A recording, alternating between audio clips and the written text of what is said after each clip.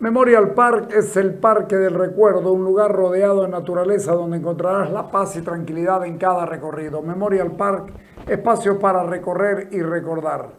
Vos sos bachiller a tus 16 años. Sí. ¿Inmediatamente te vas a Argentina? Sí, me fui a la Argentina inmediatamente. En realidad quería irme de mi casa, por este asunto de mi conflicto con mi padre, ¿no?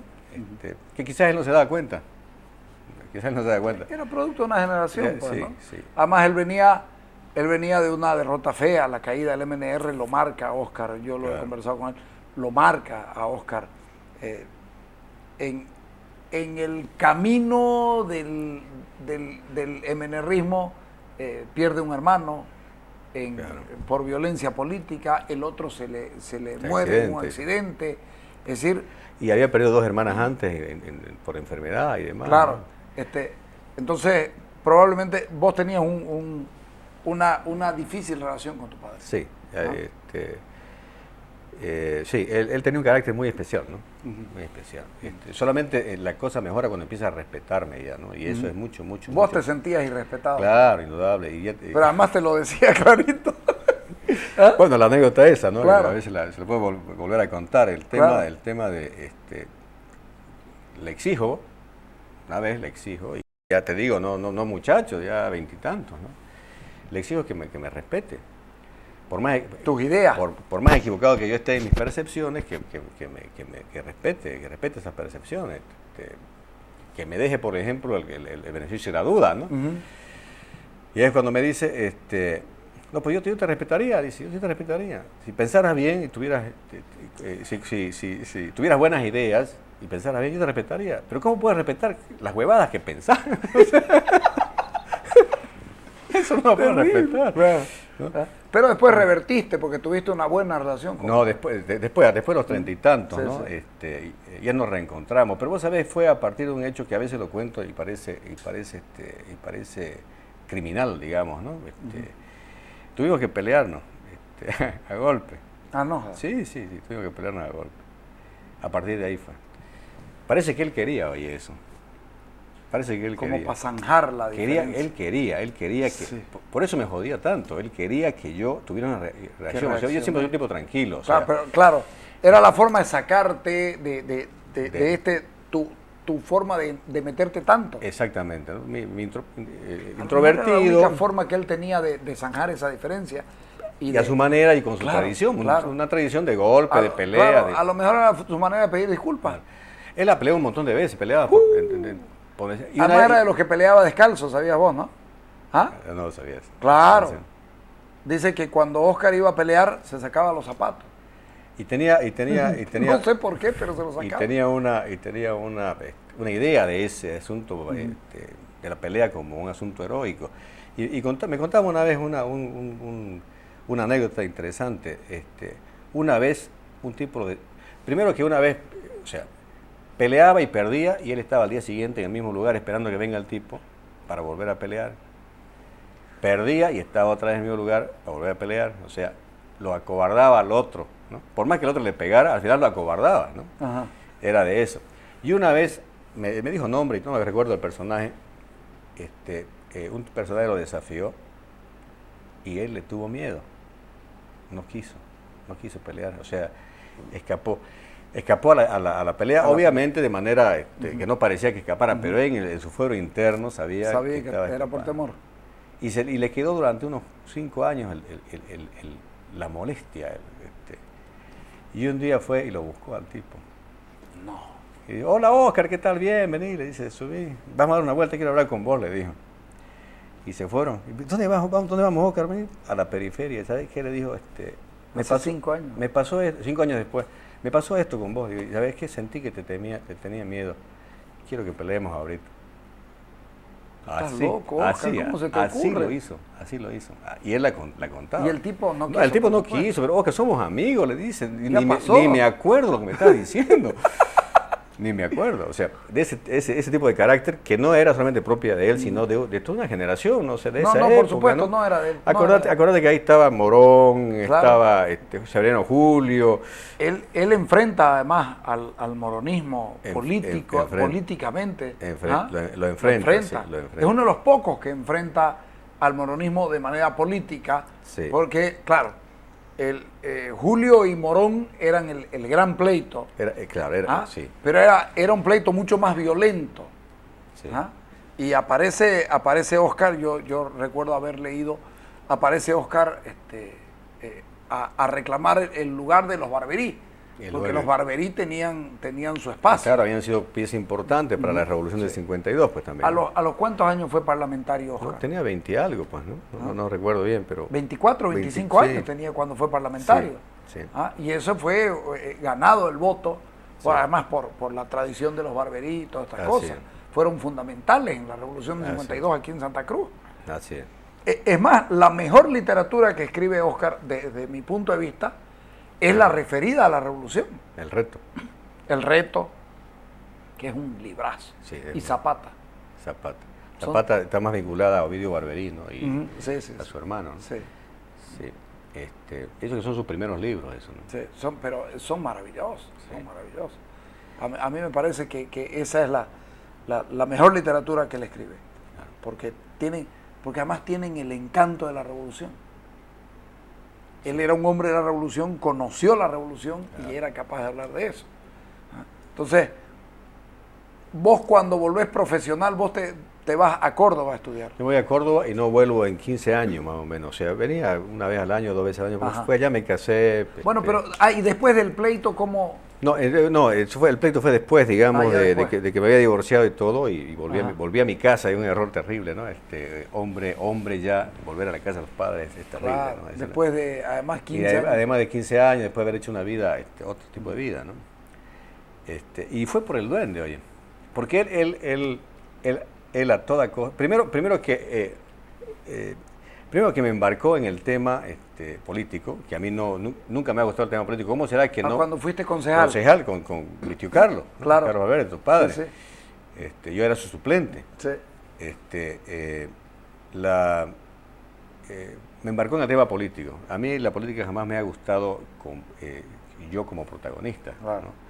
Me ha gustado verla, para estudiarla. Estudiarla y reírme de ella si es posible, digamos. Ese ha sido siempre mi... Es más, yo creo que eso se debe como una especie de protesta, ¿no? En contra de las intenciones de mi padre, ¿no? Claro. Sartre decía que agradecía haberse criado con su abuelo, no con su padre. Porque los padres tienen esa bendita vocación de querer imponer a los hijos, ¿no? El mundo que ellos ven, ¿no? La vocación que ellos tienen, ¿no? Y la realización que ellos no han podido lograr en ciertos aspectos, que la realice el hijo. O sea, le intentan imponer al hijo una serie de condicionamientos que a lo mejor el hijo no está apto para eso, está para otras cosas. O que no tiene voluntad de hacerlo. No quiere hacerlo. Entonces, yo creo que este asunto, dedicarme al humor político, tanto en El Duende como en el Raspapinchete, se debe a esa protesta, a esa protesta íntima, interna y escondida, secreta, contra las intenciones de mi padre de hacerme político, ¿no? Entonces lo tomaba, efectivamente entendía la política, pero me reía de ella, ¿sí? O sea, y el tema surge, el conflicto que tuvimos surge de una imposición que quiso hacerme con El Duende, porque, ¿no? Hice una serie de chistes contra los políticos cuando yo era concejal. Entonces me dice, ¿qué te pasa? Vos estás loco, o sea, ¿te estás tomando para vos mismo el pelo? Sí, le digo, ¿y? ¿Pero cómo vas a hacer eso? Que no sé qué. Entonces le dije que no se metiera con mi duende, o sea, que con el duende no se metiera. Quisiera que le dé la gana. Conmigo decime lo que te la gana. Pero no te metas con mi duende, no te metas. Y Claro. ahí se armó, digamos, no me falté de respeto, papá, y ahí nos prendimos, pero de igual a igual, ¿no? Nos prendimos de igual a igual. Y zanjaron. Y me fui de mi casa. ¿No? Agarré mis cosas, bueno, apareció la familia, todo, me fui de mi cosa y me fui.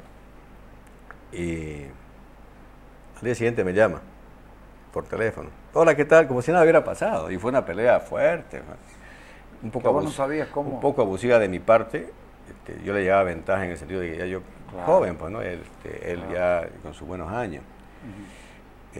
buenos años, o sea, él tendría 54, 55, sí. Mi edad, ¿no? Ahora. Y, oye, ¿qué tal? ¿Cómo andás, che? Oye, con respecto a lo que pasó ayer, me dice, no le demos más valor del que tiene. Decía, a veces hacen falta esas cosas, dice, ¿no? No.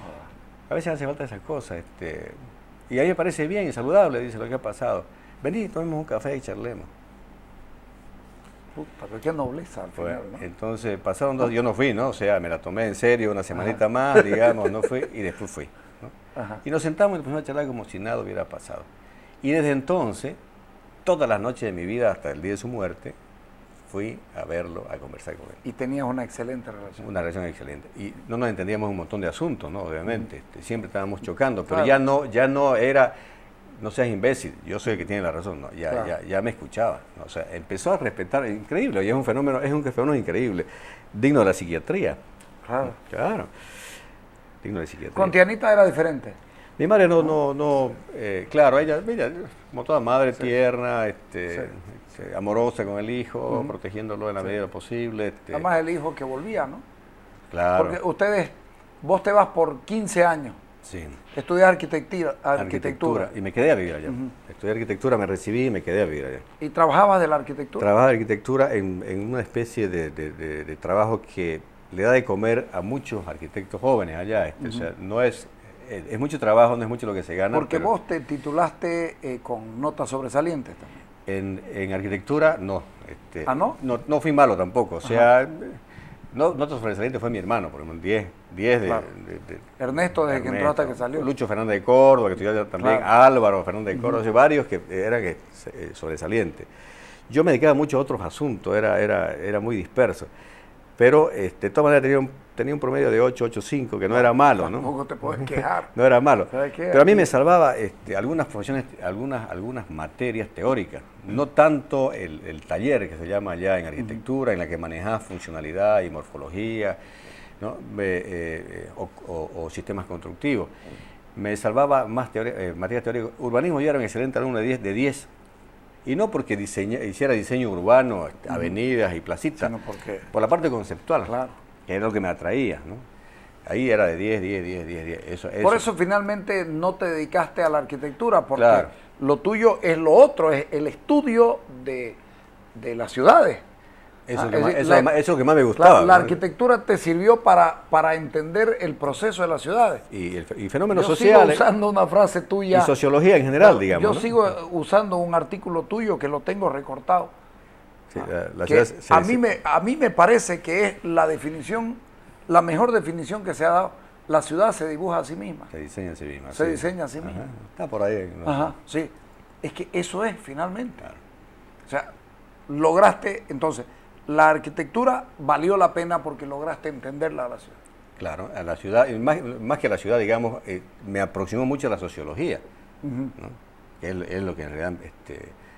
¿Debiste haber estudiado sociología? El primer año que fui a estudiar a la Argentina, fui a estudiar psicología. Ya. Psicología. Y me vio el tipo de demasiadas... A ver, 70% del alumnado eran mujeres, y yo tímido, no me sentía cómodo, ¿no? Por un lado, y además el discurso de todos los docentes que iniciaban las clases decían, ustedes con esta profesión se van a morir de hambre. O sea, ese era el discurso de todo el año. De entrada. O sea, de entrada. Y otro elemento que influye fue que donde yo vivía habían varios estudiantes de arquitectura. Alberto Mercado, Virgilio Suárez. Ya. ¿No? Y los veía más jodones, digamos, más libres, más sueltos. Dibujaban, se divertían. Y yo dije, no. Me entraré a esto. Me metí a arquitectura, ¿no? Y después... ¿Y qué otras cosas hacías estudiando arquitectura? Era un diletante, oye, conversaba muchísimo con los amigos. Eso le sacaste a Oscar, tu padre. Tu padre y eso que soy tímido y introvertido, pero una vez que me siento en confianza, soy bastante parlanchín. Claro.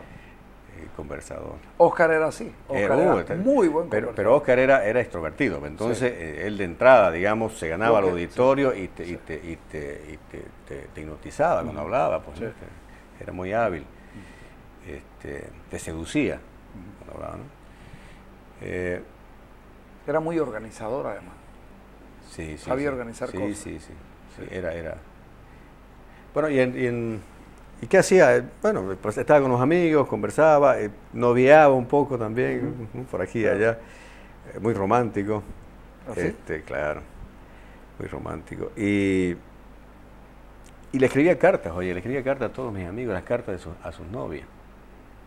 Ah, no, fregué. A 6, 7 por lo menos, me traían esas cartas de sus novias, mirá lo que me escribió, y yo les respondía y después me volvían a traer y le pedía, obviamente, la metodología que uno usa cuando escribe cuentos o novelas, la usaba ya en esa época, a ver, ¿cuál es el contexto, no? Ajá. ¿Cuáles son los personajes, no? ¿Qué dice tu personaje? A ver, tu novia es el personaje, ¿qué dice? A ver, ¿qué te está diciendo? ¿Qué le estás conectando vos? Está ya, no, la cosa va por así. Escribirla de esta forma. Claro, yo le escribía las cartas. Y se volvió una cosa tan dependiente por parte de ellos que allá hasta me tenían acobardado, porque no podían, cada carta que recibían venían corriendo a que yo la responda. Claro, porque... ¿Ah? A que yo la responda. Por ese tipo de asuntos Para tener además una correlación con lo que... Claro, Claro. además, vos sabés no que... puede haber escrito una claro, carta así y la próxima... no puede ser. 4 monos no atados. puede ser, tiene que estar articulada, ¿no? Claro, Tiene que por estar supuesto. articulada y ir alimentando lo que ya existe, Claro. ¿no? Ajá. Y además yo tenía que enterarme de las novedades, de las variables, ¿no? que habían ocurrido en la vida de la novia, ¿no? De esta carta a la otra. Porque ¿En alguno de tus cuentos has metido historias parecidas? No. Pero vos sabés que es tipo de asunto que parece pérdida de tiempo. Es que yo digo que nada es inútil, ¿no? O sea, este asunto... Pero mira qué interesante. Este asunto de cosas que parece pérdida de tiempo, Ajá. para mí fue un buen ejercicio literario. Claro. Un buen ejercicio literario.